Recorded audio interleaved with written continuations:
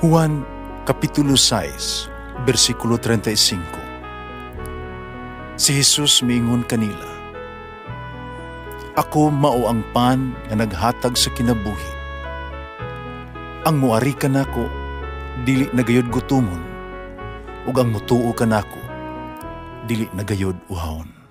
Ang mga puno Pan sa kinabuhi. maglikon unta sa mong pagtuo ug gagakabi sa pagtuman sa imong mahal nga kasuguan.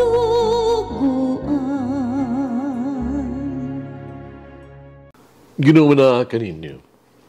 Santos nga Ebanghelyo sumala ni San Lucas. Mingon si Jesus ngadto sa mga Fariseyo. May usa ka dato nga nagsulob og labing mahal nga biste, nagpuyo siya luho kaayo. May usa sa kakabos nga Lazaro. Kansang lawas nalukop sa mga nuka. O pagadadon siya ngadto sa pultahan sa balay sa dato. Base na lang makakaon siya sa mga mumuho nga mga tagak gikan sa lamisa sa dato. Ug bisan ang mga iro manuol umutilap sa iya mga nuka. Unya namatay si Lazaro. Gidala sa mga anghel ngadto sa kilala ni Abraham dito sa kumbera sa langit.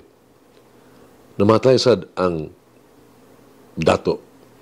Gilubong nag-antos pag-ayo dito sa Hades. Namiyahat siya sa iyahang nakita si Abraham dito sa layo. Kasi Lazaro sa tupad niya. Pusa misinggit siya ngadto kang Abraham. "Amahan, kaluin taon ako. Ipadala si Lazaro dire haron itunlob ang iyang tudlo sa tubig. Pagabugnawon ako ang mga dila. Kadag-antos ako pag-ayo sa kainit ni ining kalayo." Apan si Abraham itubag kaniya, "Hinundumi, nga dito ka pa sa kalibutan, nabuhong ka sa tanang maayong butang. Sabta si Lazaro, lunlun lamang dautan ang hiaguman. Pagkaron malipayo na siya dire, samtang ikaw diha nag-antos. Guwas pa ni ana, ani ay lawom nga bungaw nga nag-ulang ka nato. Rog katong buot, mutabok nga kanimo gikan dire, dili na makahimo. Ni ang anaa diha, makatabok nga rin kanamo." Ang dato mitubag, "Kulbao ka na, amahan. Hangyon ko ikaw, nga imong ipadala sa Lazaro ngadto sa amo. Din ako, may 5 ka igsuong lalaki. Patuwa siya, aron sila kapasidanan ug dili mahianhin ni ining kidapit sa kasakitan." Si Abraham ingon, "Atoa dito si Moises sa mga propeta na nagpasidaan kanila. Sila na'y mahibalo sa pagpamati sa ilang isulti." Ang dato mitubag, "Apanamahan, kana dili kaigo. Kung dunay mabanhaw o muadto kanila, may mamiya gyud sila sa ilahang mga sala." Miingon si Abraham, "Kung dili siya mamati kang Moses o sa mga propeta, dili gayud sila babae, makabig, bisan pag dunay mabanhaw." Ebanghelyo sa Ginoo. Pasalamati ang Ginoo, kay siya maayo. Ang iyang gugma mulungtad, hangtod sa kahangturan. Pasalamati ang Diyos sa tanang mga Diyos. Ang iyang gugma malungtaron, pasalamati ang Ginoo sa mga Ginoo. Ang iyang gugma malungtaron.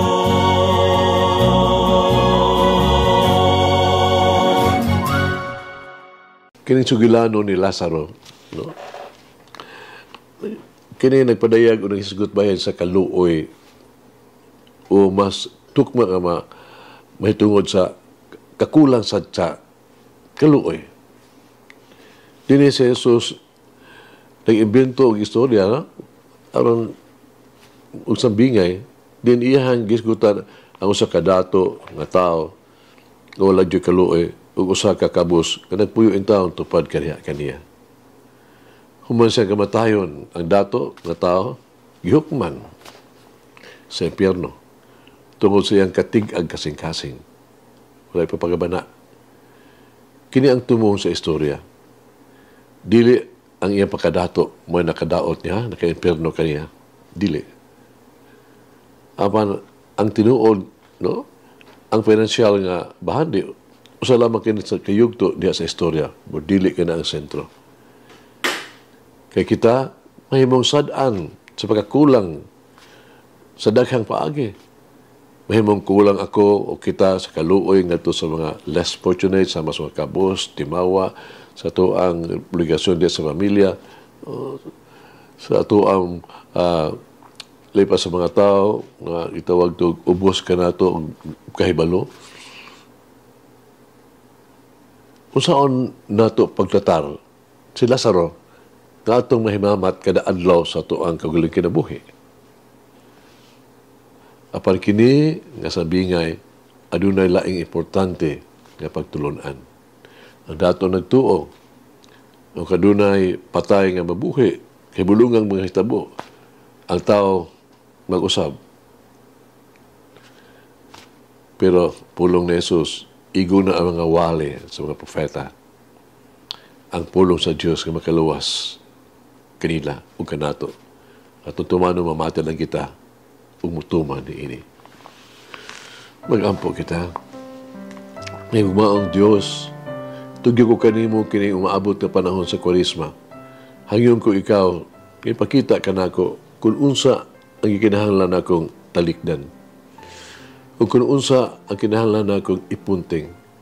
Idanag ang imo ang mahigugmaong kahayag sa mangitngit nga bahin sa kong kasing-kasing. Ug magdala og bag-ong kinabuhi, bag-ong paglaom, bag-ong posibilidad.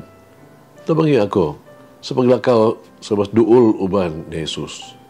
Aron mahibalaan ang gigugma ko pag-ayo siya o ang pagpaambit sa iyang gugma sa uban. Amen. O Mary, grant me the grace, the heart to open all those who are in need. Open heart for them, physically and spiritually.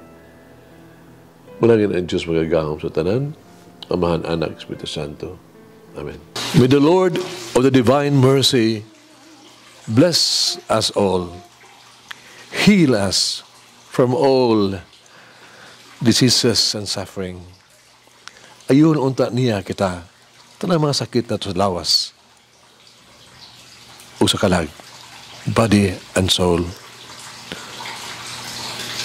In the name of the Father, the Son, and of the Holy Spirit. Jesus, I trust in you. Amen. The bread of life will never hunger, says the Lord. Kay galaan inyong nabati ang pagpaambit ug hamubong pamalandong sa pulong sa Dios pinaagi sa tulumanon pan sa kinabuhi nga gidumala ni Monsignor Daddy Silva. Hangtod na usab sa sunod higayon, daghang salamat. The bread of life.